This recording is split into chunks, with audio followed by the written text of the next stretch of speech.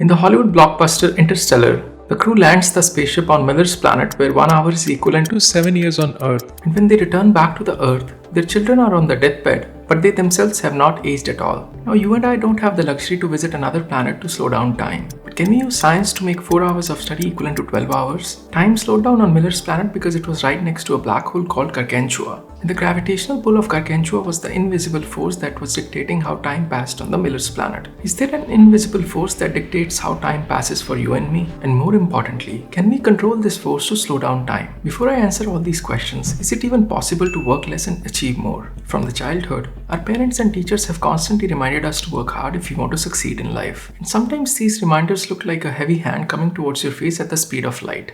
What's the matter with you? No, maybe it was just me, but I'm sure your teachers had their own way to admonish you when you did badly on the test. The point is, working hard equals better results is so ingrained in our brains that it's almost impossible to imagine any other reality. But in my opinion, trying too hard can lead to worse results. Let me explain this with an example. I want you to remember a night where you struggled to fall asleep. The harder you tried to sleep, the longer you stayed awake. And the longer you stayed awake, the more frustrated you got. This frustration led you to try even harder, which made you stay up even longer. At some point, you gave up trying, and then you slept like a baby. If you've experienced this, you're not alone. A study done by University of Glasgow showed that the insomniacs who tried to keep their eyes open fell asleep faster than the insomniacs who actually tried to sleep. This paradoxical effect is called the law of reversed effort. The harder you try to achieve something, more difficult it gets. And the same can happen when you're learning new things. But isn't our day just a collection of 24 hours? Everybody has the same 24 hours when they wake up. And with each passing hour, we lose them linearly. When you look at your day like that, you're not accounting for an invisible but a very powerful force. This force has the same effect on time as the gravitational pull of Gargantua. It slows the time down. This force is your brain power or mental energy. Your brain power decides how focused you are when you're trying to learn something complex. The brain power is different from productivity. That's because everybody gets a fixed amount of brain power in a day, but the productivity can be changed. Under the influence of the brain power, you will see that the time passes much faster right after waking up when compared to later in the day. That's because the loss of brain power is not uniform across the day. Let's say that this is the total brain power you get in a day, and each class here represents 4 hours of your day. In the first few hours after waking up, we lose much more mental energy than the later half of the day. That's because towards the end of our day, our brain turns the energy saver mode on because we are running low on energy. That's why capturing first 4 to 6 hours of a day is essential if you want to work less and achieve more. But most people wake up and the very first thing that they do is pick up their phone and start scrolling mindlessly.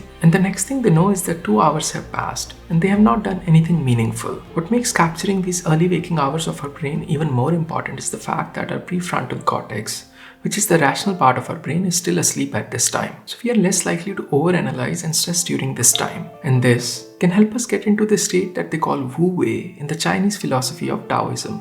Wu Wei literally translates to effortless action in English. In the Western world, this state is called flow state. In the flow state, our actions become effortless as if the next action is happening automatically as a result of the previous one. We are so absorbed in the task at hand that the time seems to have slowed down and 5 hours pass like 5 minutes. For me, it happens when I'm doing my programming projects, but you might have experienced it while painting, dancing, or maybe doing sports. When I'm in the flow state, it feels like the program is writing itself. Everything starts coming together so effortlessly that I don't even feel the need to take a break. Let me know in the comments if you have ever felt something similar. Before I tell you how to enter the flow state, if you're finding this video helpful, you can subscribe to the channel. First thing that can help you get into the flow state is starting the important tasks right away after you wake up. As we already discussed, your brain is less likely to wander and stress about other things at this time. In my case, I usually make a rough plan of what I am going to do in the morning the night before, and right after my morning rituals, I start acting on my plan. No use of phone, no mindless scrolling at this time. Even if I want to make a coffee or something, I wait to get into the flow state first. And if I still feel the need of a coffee, I would make one while reflecting on something I just learned or something I'm trying to solve. I also make sure I don't have any meetings scheduled during this time. On most days, I spend first 4 hours in this state.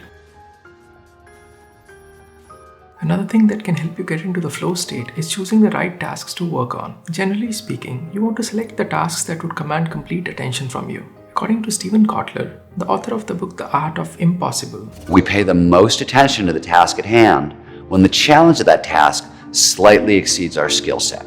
In other words, you want to challenge yourself so that the task requires you to stay engaged, but you don't want it to be so hard that you get frustrated and give up. Another thing that can help you get into the flow state is getting rid of all the distractions. That's because one context switch to check that notification might cost you 15-20 minutes to get back to the flow state. But getting rid of distractions is very hard in the world full of Instagram and TikTok. So here is what I propose. Practice deliberate distraction. What this means is to become more mindful of your distractions and make them part of your routine. So set a dedicated time aside in your day where you check your Instagram or any other social media and do nothing but social media during this time. Here is what I think is the best strategy to select a time for your mindful distraction. 1. Pick a time that you're least likely to be in a flow state. Sometime later in the day works the best because you're anyway low on energy at this time. 2. Time box your distraction time. You can start with 2 hours or however much time you currently spend on social media, and then you can slowly try to reduce it over time. By doing this, you'll enjoy your distraction time much more because it would actually serve as a reward for being productive during the day. One more technique that can help you enter the flow state is creating artificial deadlines for yourself. Remember the day before the exam when you could somehow magically complete all the syllabus within one day? Or the assignment that you finished in the last hour before the submission deadline? You could do that because you gave yourself a fixed amount of time to finish the task. In productivity literature, this is called Parkinson's Law.